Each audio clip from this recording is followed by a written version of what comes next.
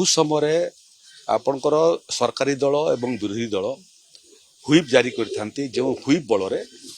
विधायक माने किबा सांसद माने गृह रे उपस्थित रहिबार पई हुईप जारी हिते बहुत समय जो भोट ग्रहण हुए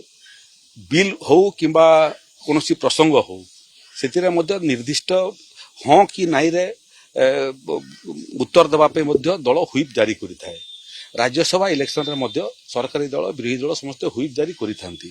किंतु विरोधी दल गोटे कथा बुझी पारु नाहंती जे हुईपटा जो माने दलर सदस्य सेमानकर प्रति लागू हुए तेज दलरू ताको बहिष्कार करिवो दलरू निलंबन करिवो एवं भोट देला समय से तुमर दलर सदस्य ही नथिवो तापई किमिति से हुईप अवमानना रो परिधि भीतर को आसीबो। तेणु मत लगुच एमानकर आउ थे पाठ पढ़ार आवश्यकता अच्छी हुईप कौन